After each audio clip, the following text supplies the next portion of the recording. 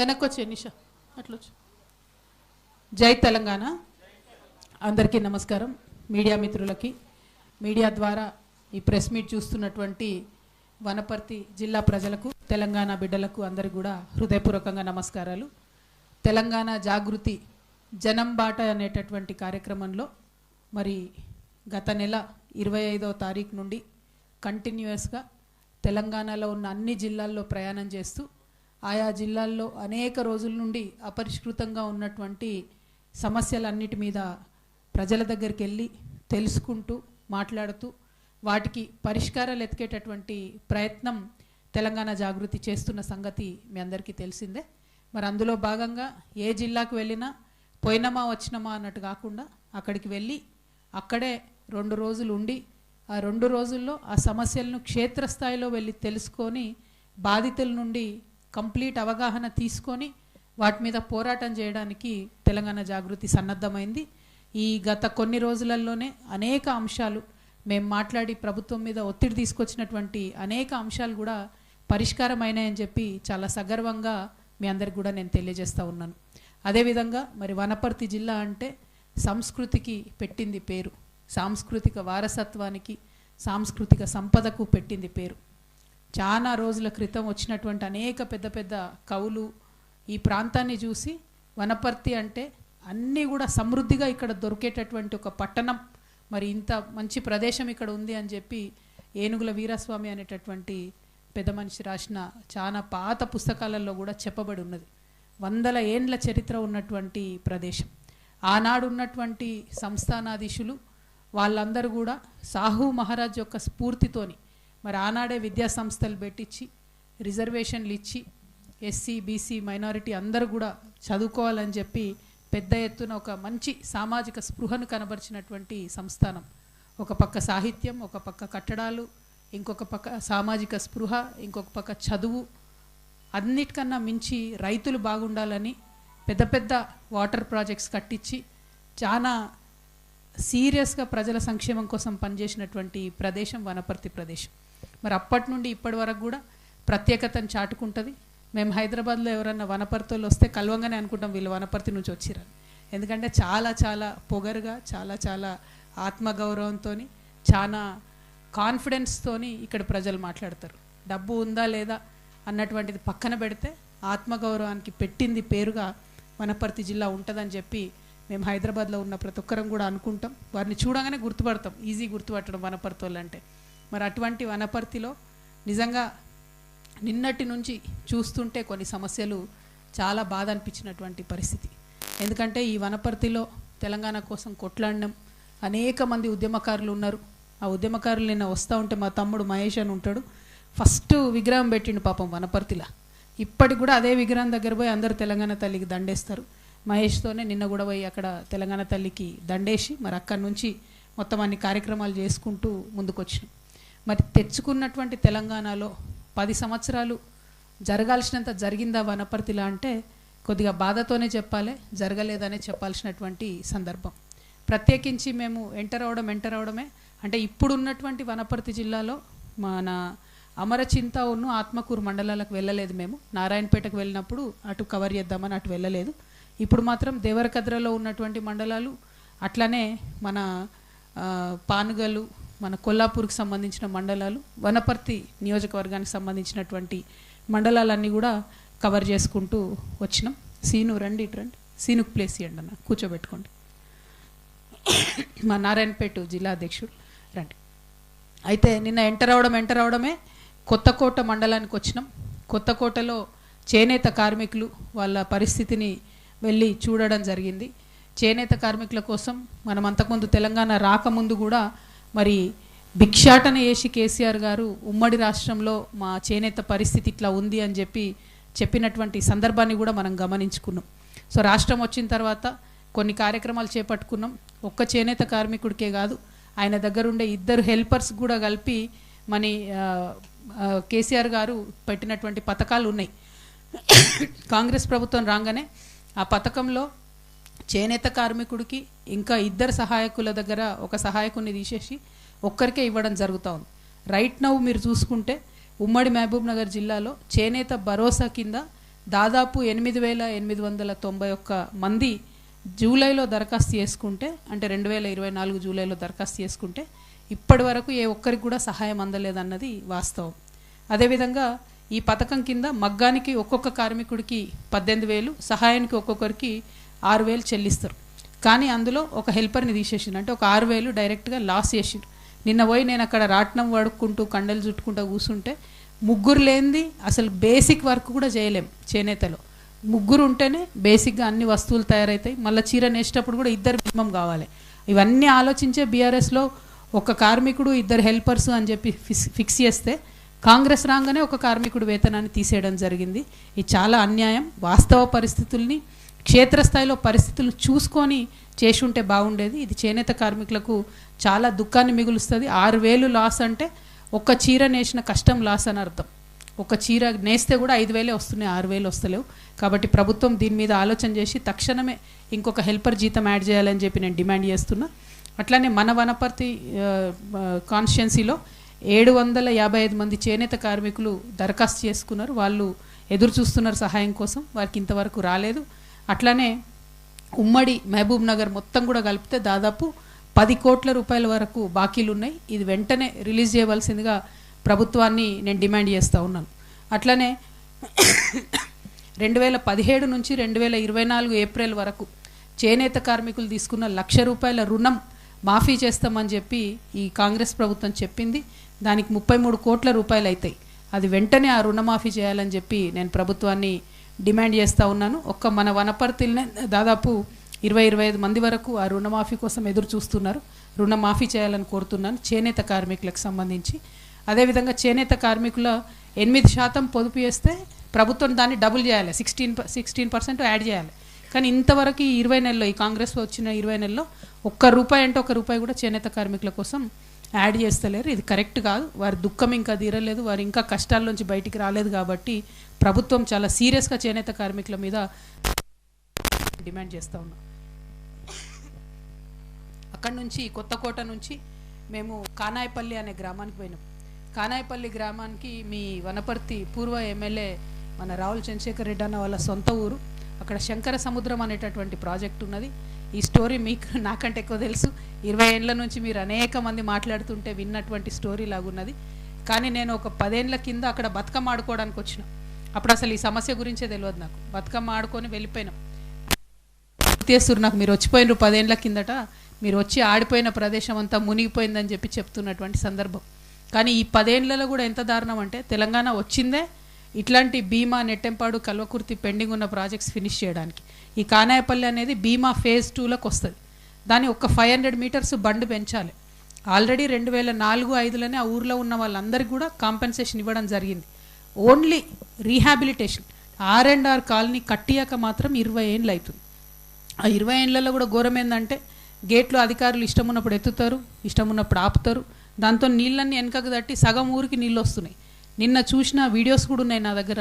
ఇంటి నిండా పాములు, పిల్లల్ని పెట్టుకొని అదే పాములు ఉన్న ఇంట్లో ఉండేటటువంటి పరిస్థితి ఉంది. చాలా దారుణంగా ఉంది. నేను ఒకటే డిమాండ్ చేస్తూ ఉన్నా, ఆ ఊర్లో 18 సంవత్సరాలు దాటినటువంటి వాళ్ళు ఇప్పటికీ 450 మంది ఉన్నారు. వాళ్ళందరూ కూడా ప్రభుత్వానికి కాంపెన్సేషన్ ఇవ్వాలి. ఆ ఊర్లో 20 ఏళ్ళ కింద సర్వే చేసినప్పుడు కూడా అప్పటి నుంచి ప్రజలు చెప్తున్నారు, ఒక 30-35 మందిని ఇడిచిపెట్టిరాయ బాబు మీరు అని. ఏ ప్రభుత్వం సర్వే చేయలేదు, బీఆర్ఎస్ సర్వే చేయలేదు, కాంగ్రెస్ చేయలేదు. 30-35 మంది ఎవరైతే వదిలిపోయినరో వాళ్ళని కూడా అందులో ఇంక్లూడ్ చేసుకోవాలి. అట్లనే మన అవుట్ సైడ్ ద సిటీ, అంటే పనికి అట్లా ఇట్లా పోయిన వాళ్ళు 100 మంది ఉన్నారు, వాళ్ళని కూడా కాంపెన్సేషన్లో ఇంక్లూడ్ చేసుకోవాలి. అన్నిటికన్నా ఘోరం ఏంటంటే అదే ఊర్లో మేము వచ్చేటప్పుడు చూసుకుంటూ వచ్చినాం, రోడ్డుకి ఇవతల పక్క వాళ్ళకు ఒక 350 ఆల్మోస్ట్ 3.5-4 ఏకర్స్ అయ్యేంత. అది ఎన్ని ఏకర్స్ ఇచ్చిర్రు? 22 ఏకర్స్ ఏమో ఇచ్చిర్రు ల్యాండ్. ఇస్తే రోడ్డు మీదకి ఇచ్చిండ్రు. ఇస్తే అందులో సగం మళ్ళీ అదే ఊరికి సంబంధించిన నాయకులు కబ్జా చేసుకుంటే ఇప్పుడు వీళ్ళకు పోదామంటే కూడా ఇక్కడ లేనటువంటి పరిస్థితి. ఆ గ్రామస్తులందరూ ఒకటే కోరుతున్నారు, ఈ ప్రాజెక్టు శంకర మహాసముద్రం అనే ప్రాజెక్టు ఫినిష్ అయితే ఇంకా 40,000 మందికి నీళ్ళు వస్తాయి, 40,000 ఎకరాలకు నీళ్ళు వస్తాయి. ఇప్పుడు ఓన్లీ 12,000 ఏకర్కి వస్తుంది, ఇంకా 40,000 ఏకర్స్కి వాటర్ వస్తుంది. సో వాళ్ళు మాకు ఒకటే చెప్పారు, ఇంకా మేము లేచిపోతే, మా ఊరు లేచిపోతే చాలా మందికి నీళ్ళు వస్తాయి, కానీ మేము లేచిపోదామంటే మాకు ఎక్కడ ఇల్లు లేదని చెప్తారు. నేను ఒకటే డిమాండ్ చేస్తున్నా, ఎట్లయితే మల్లన్న సాగర్లో డబుల్ బెడ్రూమ్ ఇండ్లు కట్టించిచ్చిరో, ఎట్లయితే మిడ్మానేర్లో డబుల్ బెడ్రూమ్ ఇండ్లు కట్టించిచ్చిరో, అట్లనే ఇక్కడ ఉండేటటువంటి కానాయపల్లి శంకర సముద్రం కింద నిర్వాసితులైనటువంటి గ్రామస్తులందరికీ కూడా డబుల్ బెడ్రూమ్ ఇండ్లు కట్టించి తక్షణమే వారిని అక్కడికి పంపించాలని చెప్పి నేను డిమాండ్ చేస్తున్నా. ఇక ఇంట్లో మరి రావుల చంద్రశేఖర్ రెడ్డి గారు అంత పెద్ద నాయకుడు కేసీఆర్ గారికి గత 5 సంవత్సరాలుగా తలలో నాలుకగా ఉంటూ ఇప్పుడు మొత్తం తెలంగాణ భవన్ అంతా కూడా పెద్దసారే మెయింటైన్ చేస్తున్నారు రావుల చంద్రశేఖర్ రెడ్డి గారే. మరి ఒక 2-3 ఏళ్ల కింద వారు ఒక్క మాట చెప్పుంటే ఈ గ్రామం పరిస్థితి వేరే ఉండేదని చెప్పి నేను మనస్ఫూర్తిగా నమ్ముతున్నా. రావుల చంద్రశేఖర్ రెడ్డి గారు ఇప్పుడన్నా మరి ఇప్పుడున్న ప్రభుత్వం మీద ఒత్తిడి తీసుకురండి. ఎందుకంటే మీ మాటకు వేటేజ్ ఉంటుంది, మీరు అవినీతి రహిత నాయకుడు అని చెప్పి అందరు చెప్పుకుంటారు. కాబట్టి మీ మాటకు విలువ ఉంటుంది. కాబట్టి ఈ పోరాటంలో కలిసి రావాలి, పెద్దలు రావుల చంద్రశేఖర్ రెడ్డి గారు ముందు నిలబడాలని కూడా నేను డిమాండ్ చేస్తూ ఉన్నాను.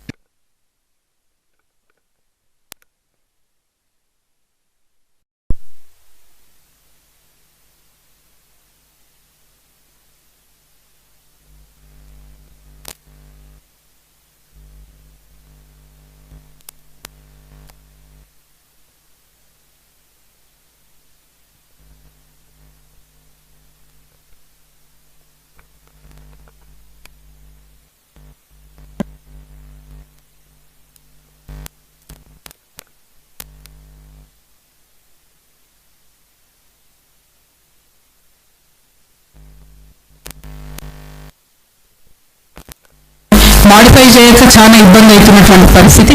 మరి రేవంత్ రెడ్డి గారేమో ధరణిని బంగాళాఖాతంలో వారేసి భూమాత తెస్తా అని చెప్పారు. భూమాత తెచ్చిరు. ఇప్పుడు ఆ భూమాతలో కూడా వీళ్ళ తలరాత అయితే మారతలేదు. మరి కనీసం ఇప్పటికన్నా ఆ రైతులకు 200 మంది రైతులకు న్యాయం చేయాలని చెప్పి నేను కలెక్టర్ గారిని డిమాండ్ చేస్తూ ఉన్నాను. కలెక్టర్ గారికి దీని మీద ప్రత్యేకించి నేను ఉత్తరం కూడా రాసి ఈ విషయాన్ని ఫాలో అప్ చేస్తాను. అయితే ఇక్కడ గమ్మత్ విషయం ఏంటంటే డేటా తప్పుపడుతున్న సందర్భంలో 4 ఎకరాలు ఉన్న ఒక సామాన్య రైతుకి గవర్నమెంట్ జాబ్ ఉందని పడ్డదట. ఇప్పుడు ఆయన పంచాయతీ పెడుతుంది నాతోని, అక్క నాకు గవర్నమెంట్ జాబ్ ఇప్పిండ్రు మరి, ఎందుకంటే గవర్నమెంట్ జాబ్ వస్తుంది కాబట్టి నాకు రైతు బంధు వస్తలేదు, ఏం పథకాలు వస్తలేవు అని చెప్పి ఆయన అడుగుతున్నారు. సో ప్రభుత్వాన్ని నేను డిమాండ్ చేస్తున్నా, అయితే ఆ రైతు రికార్డు సరి చేయండి, లేకపోతే ఆయన గవర్నమెంట్ జాబ్ అన్న ఇవ్వండి, ఏదో ఒకటి చేయండి అని డిమాండ్ చేస్తున్నా. అదే ఊరిలో కడకుంట్లలో పెద్ద చెరువు అని ఇంకో చెరువు ఉంది పాపం. 3 సార్లు ఈ సంవత్సరంలో 3 సీజన్లలో 3 సార్లు ఆ పెద్ద చెరువు నీళ్లు వెనక్కిదాన్ని చాలామంది రైతుల భూములు మునిగిపోయినాయి. కనీసం ఎంఆర్ఓ గారు కూడా పోయి ఆడ రాసుకుంటలేరు భూమి మునిగిపోయింది, పంట నష్ట పరిహారం ఎట్లా అని. ఇదేదో ప్రకృతి వైపరీత్యంతో మునిగిపోయింది కాదు. ఇంతకుముందు ఏదైతే కానాయిపల్లి రిజర్వాయర్లో వాటర్ గేట్లు ఎత్తలేదన్నామో అవే వెనక్కి దాన్ని ఈ కడకుంట్లలో ఉన్నటువంటి పెద్ద చెరువు వెనక్కి కొట్టి భూములు మునిగిపోయినాయి. అంటే ఇది కంప్లీట్గా ప్రభుత్వం యొక్క తప్పు. నష్టపోతుంది ప్రజలు, కానీ నష్టపరిహారం జోలికి కూడా పోతలేరు. దాని మీద ఆలోచన చేయవలసిందిగా నేను ప్రభుత్వాన్ని డిమాండ్ చేస్తూ ఉన్నాను. ఆ తర్వాత మదర్ అండ్ చైల్డ్ హాస్పిటల్కి పోయినాం. మదర్ అండ్ చైల్డ్ హాస్పిటల్లో పాపం డాక్టర్లు నర్సులు వాళ్ళ కెపాసిటీకి మించి కష్టపడి పనిచేస్తూ ఉన్నారు. కానీ సివియర్ అండర్ స్టాఫింగ్ ఉన్నది, తక్కువ మంది డాక్టర్లు ఉన్నారు. గైనకాలజీలో చాలా ఇబ్బంది పడుతున్న పరిస్థితి కనిపిస్తుంది. ఇక రేడియాలజీలను అయితే ఒక్కరంటే ఒక్కరు కూడా పర్మనెంట్ స్టాఫ్ లేరు, మొత్తం కూడా రెసిడెంట్స్ని పెట్టుకునే చేస్తున్నటువంటి సందర్భం. అదేవిధంగా ఈ వనపర్తిలో ఉన్నటువంటి టీ డయాగ్నోస్టిక్స్ ఏదైతుందో మరి ఎలుకలు కొట్టేసినాయట మెషిన్లను. మరి అవి పొలిటికల్ ఎలుకలో మామూలు ఎలుకలో నాకు తెలియదు, కానీ ఎలుకలు కొట్టేసినాయట మెషిన్లను, అవి పనిచేస్తలేవు. దాంతో ఏం జరుగుతుంది, ఇక్కడ టెస్ట్లకు దాదాపుగా 2,000 మంది యావరేజ్గా టెస్ట్లు ఇస్తే అవన్నీ కూడా మహబూబ్ నగర్కి పోతున్నటువంటి పరిస్థితి, డిలే అవుతుంది. దాంతో ప్రైవేట్కి పోవాల్సిన పరిస్థితి వస్తుంది. అల్టిమేట్గా ప్రజలకు నష్టం జరుగుతుంది. కాబట్టి ఆ మెషిన్స్ని తొందరగా ఫిక్స్ చేయాలని కోరుతున్నాను. నేను ఏ జిల్లాకు పోయినా వైద్యం మీద ఫోకస్ పెడతా ఉన్నాం. కాబట్టి ఈ ప్రతి హాస్పిటల్లో ఉన్న సమస్య మీ దగ్గర కూడా చెప్పక తప్పని సమస్య. శానిటేషను, కేర్ టేకర్స్, అట్లా patient caretakers, security guards వీళ్ళందరినీ కలిసి ప్రైవేట్గా ఏజెన్సీలతో పెడుతున్నారు. రాష్ట్ర వ్యాప్తంగా వీళ్ళు 20 నుంచి 22 వేల మంది ఉంటారు. వాళ్లకు జీతాలు రాక 3 నెలలు అవుతుంది. ఆ జీతాలు రాకపోతే వాళ్ళు కనీసం యూనిఫామ్ కూడా ఉతుక్కోలేని పరిస్థితులలో ఉన్నారు. కాబట్టి వీళ్ళనైతే రెగ్యులరైజ్ చేయాలి. ఎందుకంటే వైద్యం మీద ప్రభుత్వం దృష్టి పెట్టదలుచుకుంటే వాళ్ళని ఖచ్చితంగా రెగ్యులరైజ్ చేయాలి. చేస్తే వాళ్ళు రెగ్యులర్ ఎంప్లాయీస్ లాగా జీతాలు సరిగ్గా వస్తాయి. కాబట్టి పేషెంట్లు ఇబ్బంది పడకుండా ఉంటారని చెప్పి నేను భావిస్తూ ఉన్నాను. ఇంకా ఆ తర్వాత అక్కడి నుండి వచ్చి మేము ఏమైంది భయ్, నాకు గొంతు నచ్చలేదా మీకు? బంజాయవా కాసేపు, వేడిగా ఉందన్నా బంజాయబా.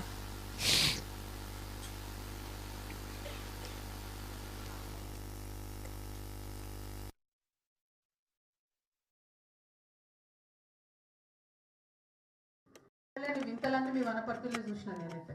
ఒక దగ్గరనేమో ఎలకలు వైర్లు కొడతాయి, ఇంకో దగ్గరనేమో ఎండ బాగుందని చెప్పి గొడవ అయిపోయిందట. నేను ఏం చేయాలి? నేను ప్రపంచంలో ఎక్కడ చూడాలి ఇటువంటి పెబ్బేరు మార్కెట్లో ఆడ రైతులందరూ పాపం వడ్లెండ పోసుకుంటే వాళ్ళని పలకరిద్దామని పోయినాం. పోతే ఆడ గోడౌన్ కాలిపోయింది. ఇదేంటి అంటే 5,000 మెట్రిక్ టన్నులు స్టోర్ చేసే గోడౌన్ కాలిపోయింది. అది ఓన్లీ ఎండలు ఎక్కువైనాయని కాలిపోయినాడు. మరి సేమ్ అట్లాంటిదే పక్కకి ఇంకో గోడౌన్ ఉంది, అదైతే కాలిపోలేదు. సో మరి ఎందుకు కాలింది ఏంది అన్నది మాత్రం ఎంక్వైరీ జరగాల్సినటువంటి అవసరం ఉన్నది. నేనైతే చూడంగానే డైరెక్ట్గా ఏదో దాల్ మే కుచ్ కాలా హై అని మాత్రం అనిపించింది. क्या बोलते हैं क्या काला है कौन ढूंढना, तो वो हालत है वनपर्ती में. अब मेगा रेड्डी साहब के ज़माने में जल गया ये बोल के उन्हों बोल रहे, नहीं उनके ज़माने में जल गया बोल के इन्हों बोल रहे. सच क्या है मुझे पता नहीं है. వనపర్తి ప్రజలకు తెలుసు. నా రిక్వెస్ట్ ఏంటంటే ఈ గోడౌన్ ఎందుకు గాలింది, తద్వారా లాభపడి ఇన్సూరెన్స్ తెచ్చుకున్నది ఎవరు, ఆ విషయం మీద డెఫినెట్గా ఎంక్వైరీ జరగాల్సిందని నేను కోరుతా ఉన్నాను. అదేవిధంగా వడ్లు మొత్తం వనపర్తి జిల్లా అంతా కలిపి 2 లక్షల ఎకరాలలో ఈసారి వరి సాగు చేస్తే 4.5 లక్షల టన్నుల ధాన్యం వస్తుందని చెప్పి ప్రభుత్వం ఒక ఎస్టిమేట్ చేసి 3.5 లక్షల టన్నుల ధాన్యం మేము కొంటామని చెప్పింది. అంటే 3.5 లక్షల టన్నుల ధాన్యం కొనాలంటే మినిమం 1000 నుంచి 1200 కొనుగోలు కేంద్రాలు కావాలి. కానీ ప్రభుత్వం ఇప్పటివరకు తెరిచిందని 330 కొనుగోలు కేంద్రాలు మాత్రమే తెలిసి 35,000 క్వింటాలు మాత్రం కొన్నారు. అంటే మీ టార్గెట్లో ఓన్లీ 10% కొన్నారు. మీరు ఎందుకు ఇట్లా చేస్తున్నారు అని అంటే బోనస్ ఇవ్వాల్సి వస్తుంది కాబట్టి కొంటమన్న దాంట్లో 10% 20% కొనడము, మిగతా వాళ్ళు రైతులు అలసిపోయి మధ్యలో దళారులకు అమ్ముకొని వెళ్ళిపోవడం. ఎంత దారుణం అంటే 17% తేమ వరకు అలౌ చేస్తామని చెప్పేమో మినిస్టర్లు చెప్తారు, సీఎం చెప్తాడు. ఇక్కడనేమో వాళ్ళు కాంటాలు పెడతలేరు. కనీసం అంత పెద్ద మార్కెట్లో కాంటాలు పెట్టలేదు. చాలా అన్యాయంగా ఉంది. 20-25 రోజుల నుంచి పంటను మీద పెట్టుకొని పడగాపులు కాస్తున్న రైతులు ఉన్నారు. దయచేసి ప్రభుత్వం సీరియస్గా స్పందించాలి, వెంటనే కొనుగోలు ప్రారంభించాలని చెప్పి నేను ప్రభుత్వాన్ని డిమాండ్ చేస్తున్నా. పాతపల్లికి వచ్చినాం. నెక్స్ట్ అక్కడి నుంచి పెబ్బేరు మార్కెట్ చూసి ఆడొక 50 డబుల్ బెడ్రూమ్ ఇళ్ళ కోసం కట్టించిండ్రు, కానీ ఇంతవరకు వాటిలోకి ఫినిష్ చేస్తలేరు. కాంట్రాక్టర్ ప్రాబ్లం అని చెప్తున్నారు. గమ్మత్ ఏంటంటే ఆ కాంట్రాక్టర్ పోయి ఆ డబుల్ బెడ్రూమ్ ఎవరికైతే 50 మందికి వచ్చిందో వాళ్ళందరినీ కూర్చోబెట్టి ఒక్కొక్క బెనిఫిషియరీ దగ్గర 85,000 రూపాయలు తీసుకోవడం జరిగింది. అది అందరూ చెప్తున్నారు. కాంట్రాక్టర్ ఉల్టా పైసలు ఎందుకు తీసుకున్నాడు ఇప్పటివరకు అర్థమైతే లేదు. ఎందుకంటే ఆల్రెడీ ఆయన గవర్నమెంట్ నుంచి రావాలి పైసలు, కాంట్రాక్టర్ పైసలు తీసుకున్నాడు. మరి ఆ కాంట్రాక్టర్ ఎవరు, అది తీసుకున్నది ఎవరు, సరే తీసుకున్నాడు కట్టాలి కదా కనీసం అని చెప్పి ప్రజలు అడుగుతున్నారు. కాబట్టి దీని మీద వెంటనే అధికారులు దృష్టి పెట్టాలి, కలెక్టర్ గారు దృష్టి పెట్టాలి. పాతపల్లి డబుల్ బెడ్రూమ్ విషయాన్ని నేను కూడా పర్సనల్గా కలెక్టర్ గారికి లెటర్ రాయడం జరుగుతుంది. అక్కడ ఉన్న ఆడబిడ్డల గోస చాలా దారుణంగా ఉన్నది. మొత్తం పెబ్బేరులో ఒక 4-5 డివిజన్స్లో ఈ పాతపల్లి గ్రామంలో కనీసం మంచినీళ్ళు కూడా లేనటువంటి పరిస్థితి ఉన్నది. కాబట్టి అధికారులు తక్షణమే దృష్టి పెట్టాలని చెప్పి నేను రిక్వెస్ట్ చేస్తా ఉన్నాను. ఆ తర్వాత పెబ్బేరుల బీసీ కాలనీకి వచ్చినాం. అక్కడ అన్ని సమస్యలు 6 గ్యారెంటీల చుట్టే తిరుగుతున్నాయి. ఎవరికి సిలిండర్లు వస్తలేవు, ఎవరికి కూడా ఫ్రీ కరెంట్ వస్తలేదు, ఎవరికి కూడా ఏవైతే 6 గ్యారెంటీలో చెప్పిన 2,500 వస్తలేవు, తులం బంగారం వస్తలేదు. ఇట్లా ప్రతి ఒక్కరు కూడా ఆ కాలనీ విషయాలు చెప్తూ వచ్చింది. ఇక ఇన్ఫ్రాస్ట్రక్చర్ రోడ్ల విషయం అయితే మళ్ళీ వేద్దామా రిపేర్ చేద్దామా అన్న విషయం కనీసం పట్టించుకుంటలేరు. కాబట్టి అధికారులు, మున్సిపల్ అధికారులు కొంత శ్రద్ధ పెట్టాలని చెప్పి నేను కోరుతా ఉన్నా. పెబ్బేరులో రోడ్ వైడనింగ్ అవుతుంది. రోడ్ వైడనింగ్లో ఇండ్లు పోతున్నాయి. పెబ్బేరు మున్సిపాలిటీలో కొంత కాస్ట్లీ ల్యాండ్స్ ఉన్నాయి. ఆ ల్యాండ్ పోతే ఊరవతల ఎక్కడో 4-5 మీటర్ల దూరం మీకు చిన్న ప్లాట్ ఇస్తామని చెప్తున్నారు. వాల్యూ ఎంత ఉందో అంత దయచేసి ఇవ్వాలని చెప్పి నేను ప్రభుత్వాన్ని డిమాండ్ చేస్తున్నాను. అందులో మళ్ళీ 2 సైడ్లు రోడ్ వైండింగ్లో 50-20 ఇళ్ళు పోయినాయి.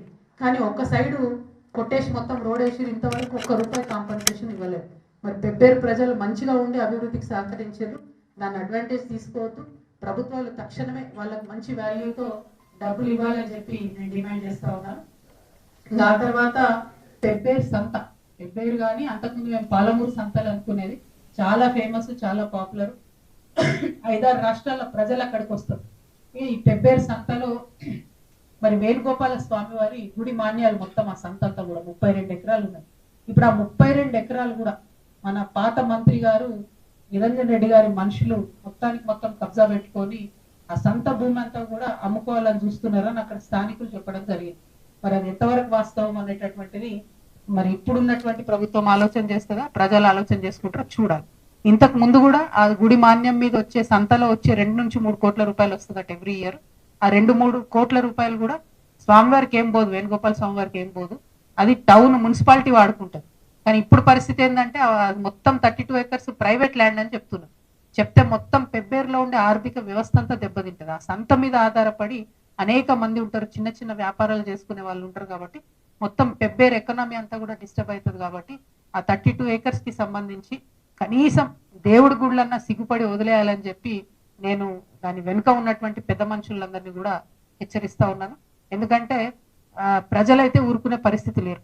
అఖిలపక్షం పెట్టుకొని పోరాటాలు చేసిండ్రు, దాన్ని ఆపిండ్రు, సైట్ మీదకి పోతే అక్కడ గొడవ చేసి కూడా ఆపడం జరిగింది. కాబట్టి ఇది డెఫినెట్ గా ప్రజల నుంచి వస్తున్న విషయాన్ని హెచ్చరికగా భావించి ఆ కబ్జా కోర్లను సపోర్ట్ చేయడం పెద్ద పెద్ద నాయకులు బంద్ చేసుకోవాలని కూడా ఈ సందర్భంగా నేను డిమాండ్ చేస్తా ఉన్నాను. అట్లనే డంపింగ్ యార్డ్ పెబ్బేరులో తీసుకుపోయి మోడల్ స్కూల్ పక్కన పెట్టారు. పక్కనే స్కూల్, పిల్లలకు ఇబ్బందిగా ఉంది, దాన్ని దయచేసి తొలగించాలని కోరుతున్నాం. పెండింగ్ బ్రిడ్జెస్ ఉన్నాయి, ఇంట్రెస్టింగ్ ఉంది యాక్చువల్లీ. పెబ్బేరు నుంచి రంగస్వామి శ్రీరంగస్వామి టెంపుల్, శ్రీరంగస్వామి టెంపుల్ పోయే తొవ్వంతా కూడా దాదాపు 11 బ్రిడ్జిలు ఉన్నాయి. అన్ని బ్రిడ్జిలు ఫౌండేషన్ వేసి పెట్టేసిండ్రు. మరి కాంగ్రెస్ ప్రభుత్వం దాన్ని కొనసాగిస్తలేదు. గవర్నమెంట్ అంటే ఏదైనా కంటిన్యూస్ ఉండాలి, ప్రజలకు ఇబ్బంది కావద్దు, దయచేసి దాన్ని కొనసాగించాలని చెప్పి నేను గవర్నమెంట్ ని కోరుతా ఉన్నాను. అదేవిధంగా మరి వనపర్తిలో కూడా సేమ్ స్టోరీ చెప్తున్నారు, కబ్జా స్టోరీ మార్కెట్ కి సంబంధించి. మరి కబ్జాలు ఏందో ఈ గోల్ ఏందో నాకు అర్థమైతలేదు. అది దీని గురించి ఎంక్వైరీ చేస్తూ ఉంటే మీ జర్నలిస్టులకు ఇచ్చిన ఇండ్లు కూడా మళ్ళీ ఇప్పుడు వచ్చిన గవర్నమెంట్ కూడా తీసేసుకుందని చెప్పి తెలియజేస్తా ఉన్నారు. జర్నలిస్టులకు ఓన్లీ 2 దగ్గరలో నాకు తెలిసి ఇచ్చినాం. మా నిజామాబాద్ లో ఒకసారి 5 ఎకరాలు ఇచ్చినాం మేము. ఇస్తే దాన్ని కూడా ఇప్పుడు గవర్నమెంట్ రాగానే రద్దు చేసేసింది. ఇక్కడ ఒక 84-90 మందికి ఇస్తే ఇక్కడ కూడా గవర్నమెంట్ రద్దు చేసిందట. కాంగ్రెస్ గవర్నమెంట్ గుర్తుపెట్టుకోవాలి, జర్నలిస్టులతో పెట్టుకున్న వాళ్ళు ఎవరు బాగుపడలేదు చరిత్రలో. దయచేసి వాళ్ళకి ఇయ్యక అక్కడనో ఇక్కడనో ఇచ్చినటువంటివి వాళ్ళకి యాస్టీస్ గా ఉండేటట్టు చూడండి. సరే ఇంకెవరికైనా రాలేదు అంటే ఇంకా కొన్ని యాడ్ చేసి ఇవ్వండి, కానీ ఇచ్చిన వాళ్ళకి గుంజుకోవడం అయితే చాలా దారుణం అని చెప్పి ఈ సందర్భంగా నేను తెలియజేస్తున్నాను. మరిగా ముఖ్యంగా తెలంగాణ తెచ్చుకున్నదే నీళ్లు, నిధులు, నియామకాలు అనేటటువంటి concept. So Palamuru Rangareddy complete అయితే మొత్తం ఉమ్మడి మహబూబ్ నగర్ జిల్లాకు బెనిఫిట్ అవుతుంది అనుకున్నాం. రేవంత్ రెడ్డి గారు ఎప్పుడు ఒక మాట చెప్తా ఉంటాడు, నేను ఇదే జిల్లాలో పుట్టినా, ఇదే జిల్లాలో పెరిగినా, నేను పాలమూరు పులిబిడ్డనని చెప్తా ఉంటాను. మరి పాలమూరు రంగారెడ్డి ప్రాజెక్టుకి అప్పుడు 33,000 కోట్లతో ప్రారంభమైన ప్రాజెక్టు ఇప్పుడు 52,000 కోట్లకు చేరుకున్నది ఎస్టిమేట్. కేసీఆర్ గారు ఉన్నప్పుడే 20,000 కోట్ల వరకు ఖర్చు పెట్టేయడం జరిగింది. ఇంకా కొంత అదనంగా ఫండ్స్ పెట్టుకుంటే కనీసం సగం కన్నా నీళ్ళు వస్తాయి. అంటే యాక్చువల్గా 9 లక్షల ఎకరాలకు నీళ్ళు రావాలి. రేవంత్ రెడ్డి గారు ఇంకా కొంచెం అదనంగా ఒక 10,000 కోట్లు ఖర్చు పెడితే సగం అట్లీస్ట్ 4.5 లక్షల ఎకరాలకు నీళ్ళు వచ్చే ఆస్కారం ఉన్నది. అంటే ఒకటే ఒక పెండింగ్ పాయింట్ ఏంటంటే Narlapur reservoir to Yedula reservoir ఒక 3.5 కిలోమీటర్ల స్ట్రెచ్ ఫినిష్ చేస్తే ఆల్రెడీ ఒకసారి వెట్రన్ చేసి ఉన్నారు. శ్రీశైలం నుంచి ఒక టీఎంసీ ఎత్తిపోసారు. కాబట్టి అట్లీస్ట్ ఒక సగం 4.5 లక్షల ఎకరాలకు మాత్రం నీళ్ళు వస్తాయి. దాని మీద దృష్టి పెట్టాలని చెప్పి నేను కోరుతా ఉన్నాను. నేను ఏదుల రిజర్వాయర్ కి ప్రెస్ మీట్ తర్వాత వెళ్ళడం జరుగుతుంది. అక్కడ ఊర్లు అన్ని కూడా R&R ప్యాకేజ్ అంతా కూడా ఇచ్చున్నాం, అయినా కూడా కంప్లీట్ కాలేదు. మరి అంతకుముందు నిరంజన్ రెడ్డి గారు ఏదుల రిజర్వాయర్ పూర్తి చేసి 1,00,000 ఎకరాలకు నీళ్ళు ఇస్తా అని చెప్పిండ్రు. వారు కూడా పూర్తి చేయించలేకపోయినరు. మరి ఒక్క అదనపు ఎకరానికి కూడా నీళ్ళు ఇవ్వకుండా, ఒక్క ప్రాజెక్టు కూడా నీళ్ళు ఇవ్వకుండా నిరంజన్ రెడ్డి గారు ఆయనకైనా పేరు నీళ్ళ నిరంజన్ రెడ్డి అని పెట్టుకున్నారట. మరి అది ఎందుకు పెట్టుకున్నారు నాకైతే ఇంతవరకు అర్థం కాలేదు. కనీసం ఒక్క ఎకరానికైనా నీళ్ళు ఇవ్వాలి కదా. పాత ఈ చెరువులు, కుంటలు ఇదివరకు ఉన్నాయే వాటి కనెక్టివిటీ చేసేసుకొని నేనే నీళ్ళు ఇచ్చేసిన అని చెప్పి పేరు పెట్టుకున్నారు. అది కరెక్ట్ కాదని చెప్పి నేను భావిస్తా ఉన్నాను.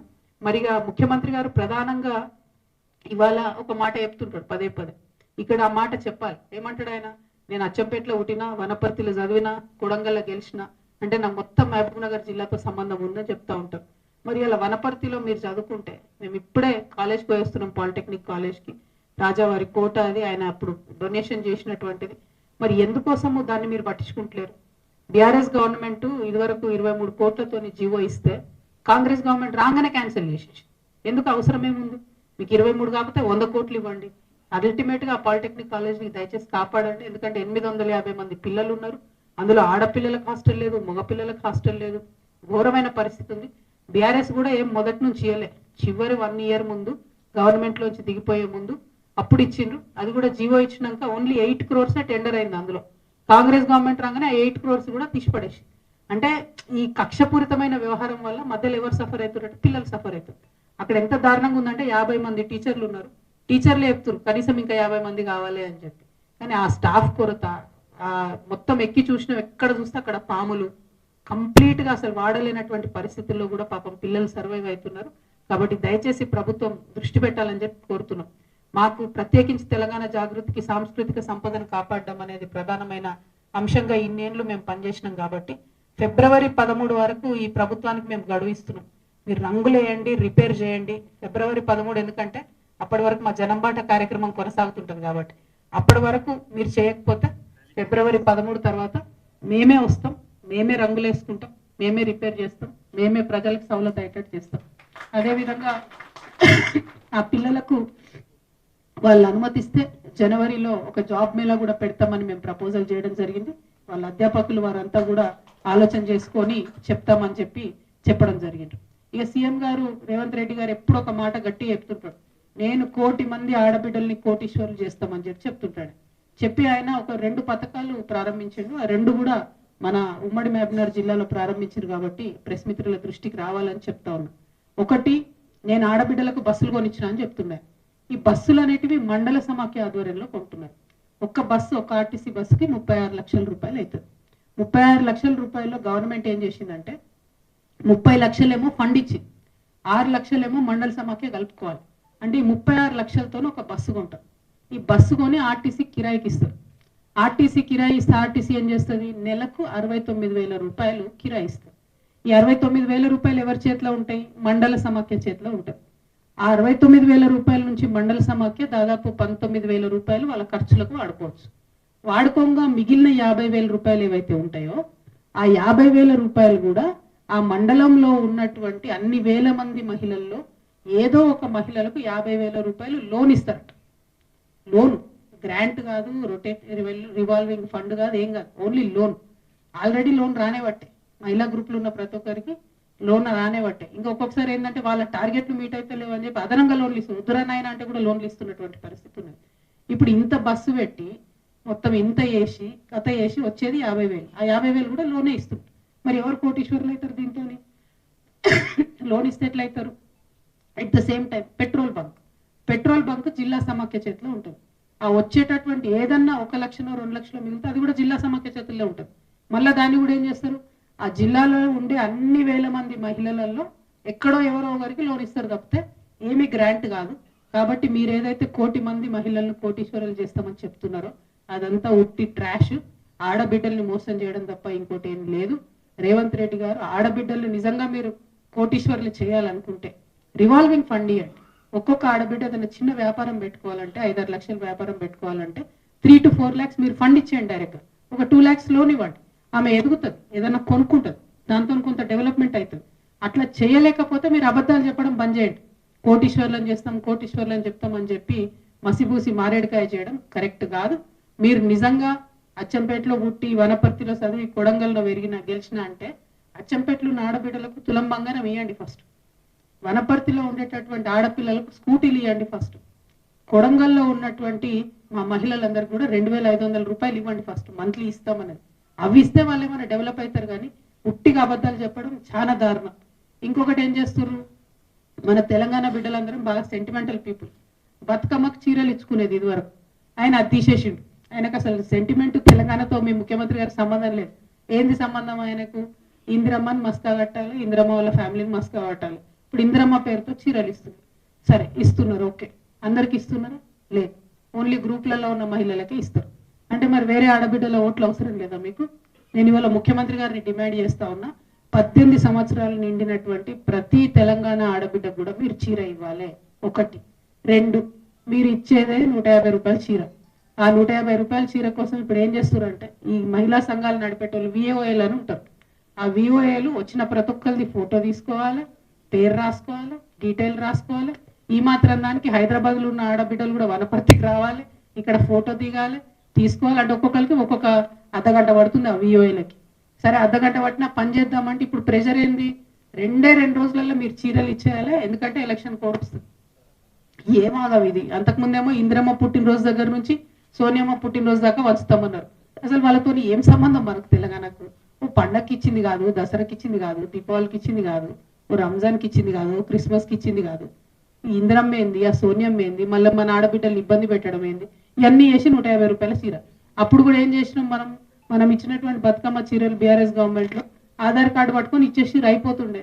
దానికి ఏముంది, ఇంట్లో ముగ్గురు ఉంటే ఒక ఆమె 3 ఆధార్ కార్డులు వచ్చి తీసుకుపోతుంది. అలా పెద్ద విషయం ఏమున్నది, అది సెంటిమెంట్లో చిన్న గిఫ్ట్ లాగా ఇచ్చే ముచ్చట. దాన్ని ఇంత కాంప్లికేట్ చేసి ఇంత ఒత్తిడి క్రియేట్ చేయడం అన్నది కరెక్ట్ కాదు. అన్నిటికన్నా ఎక్కువ నేను చాలా బలంగా నమ్మేది ఏంటంటే, ఇప్పుడు ముఖ్యమంత్రి గారు ఒక పథకం పెడుతుండే, ఏంటది, నేను 1 కోటి మంది ఆడబిడ్డల్ని గ్రూప్లలో వేస్తాడు. ఇది ఎందుకు కాదు, ఆడబిడ్డల పేరుతో లోన్లు తెచ్చుకోవాలా, ఆయన వాడుకోవాలా, కాంట్రాక్టర్లకు డబ్బులు ఇచ్చుకోవాలి. అంతకు మించి ఇంకో ఆలోచన లేదు. ఇప్పుడున్న గ్రూపులు పెంచండి, కానీ పెంచితే వాళ్ళకు ఉపయోగపడేటట్టు పెంచండి.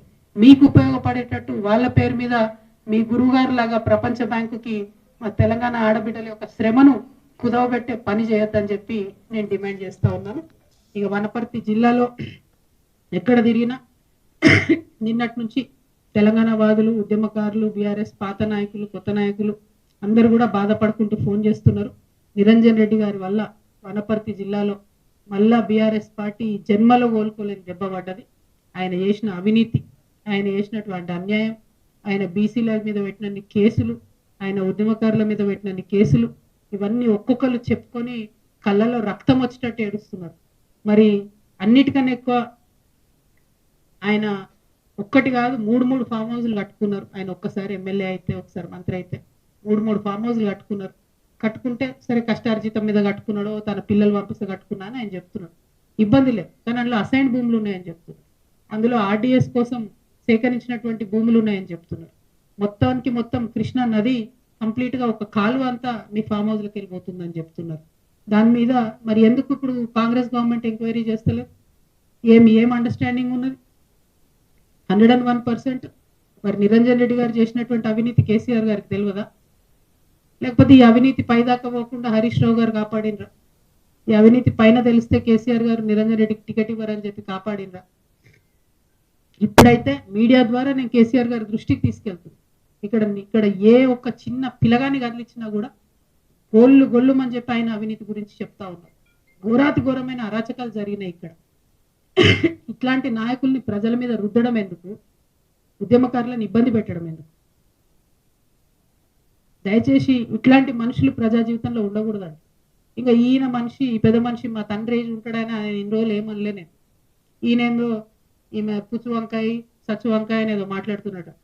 నిరంజన్ రెడ్డి గారు, మీరు మా తండ్రి వయసులో ఉన్నారు కాబట్టి చాలా మర్యాద ఇచ్చి ఈ అంశాలన్నీ చాలా గౌరవంగా చెప్తున్నా నేను. మీరు అక్కడ లోకల్ ఎంఆర్ఓ ఆఫీస్ కాలబెడితే కూడా చూసుకుంటూ ఉండిపోయారట. మరి అది ఒకవేళ నిజంగా కేసీఆర్ గారికి తెలిసి ఊరుకుంటే మాత్రం 100% అది తప్పు అవుతుంది, అది కరెక్ట్ కాదు. ప్రజలు మంచి తీర్పు ఇచ్చారు. ఇంకా బీభత్సమైన మెజార్టీతో కొట్టేది ఉండే మిమ్మల్ని. ఇంకొకసారి నా మీద ఎటువంటి తట్టు మాట్లాడితే తండ్రి వయసు అని కూడా చూడము, పిచ్చిగా మాట్లాడితే పుచ్చలేసిపోతా చెప్తున్నాను.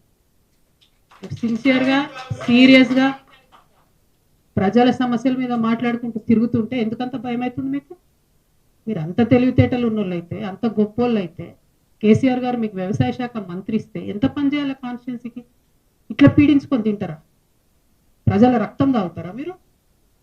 దేవుడు మాన్యాలు తింటారా ఎవరైనా? దేవుడి గుడిని కబ్జా పెట్టుకుంటారా ఎవరైనా? భూములు పెబ్బేర్స్ అంతా మీకే కావాలి, వనపర్తి మార్కెట్ మీకే కావాలి, గద్వాళ్ళ భూములు మీకే కావాలి. ఏంది ఇది? అంతుండాలి కదా భూదాహానికి, ధనదాహానికి. మరి ఈ విషయం కేసీఆర్ గారికి తెలుసో తెలియదో నాకు తెలియదు.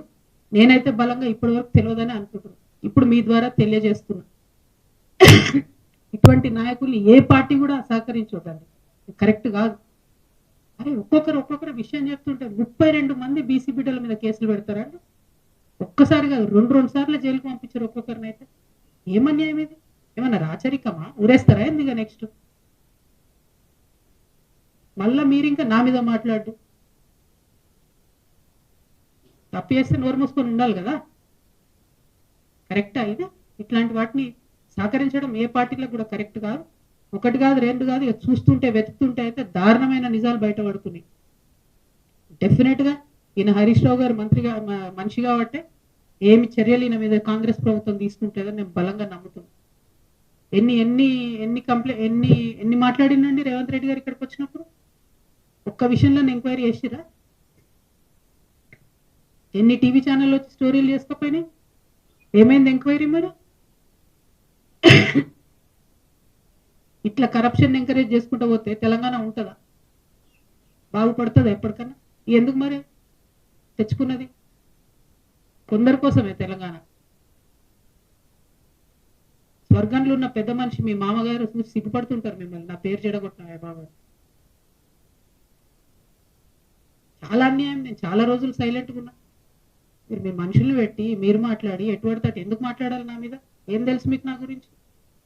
నేను ఒక ఆడబిడ్డగా నన్ను ఒక పార్టీ నుండి ఒక్క మాట అడగకుండా నన్ను సస్పెండ్ చేస్తే నా పని నేను చేసుకుంటూ ప్రజల కష్టాలు తెలుసుకోవడానికి పోతున్నా. మీలాంటి వాళ్ళని నేను ఏమంటలేను కదా. చూసుకోవాలి కదా, అద్దాల మెడలు ఉన్నారు, వేల వేల మీద రాయలు వేయొద్దు. దీనికి రిటార్ట్ మీరు ఇష్టం వచ్చినట్టు మాట్లాడితే బాగుండదు. నేను చెప్తున్నా, ఒళ్ళు దగ్గర పెట్టుకొని చేసిన అలిగేషన్కి జవాబు ఇవ్వండి. అంతేగాని విమర్శ చేస్తాం, పర్సనల్గా మాట్లాడతాం, ఆడపిల్ల కదా ఏమంటదిలే అనుకుంటున్నాము. ఊరుకునేది లేదు ఇక ముందు నుండి. మీరు చేసిన అన్యాయాలను చూస్తుంటే కింద చాలా చాలా దారుణమైన పరిస్థితులు ఉన్నాయి. ఇక ఈ వనపర్తిలో మాత్రం నిరంజన్ రెడ్డి గారు ఉంటే ఈ నాయకత్వంలో బీఆర్ఎస్ పార్టీ ఇక్కడ బతుకు బట్టగట్టే క్వశ్చనే లేదు.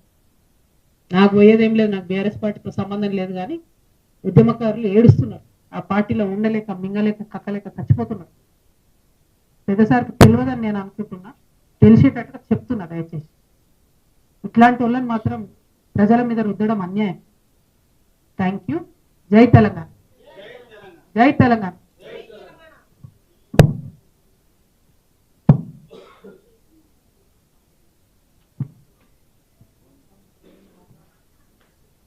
అవునా, మాట్లాడు. మళ్ళీ మీటింగ్ కొనసాగుతుంది కదా, అంతే కదన్నా? వనపర్తిలోకి ఇంకేం లేదు కదా ప్రశ్న. Thank you. జై తెలంగాణ, జై తెలంగాణ.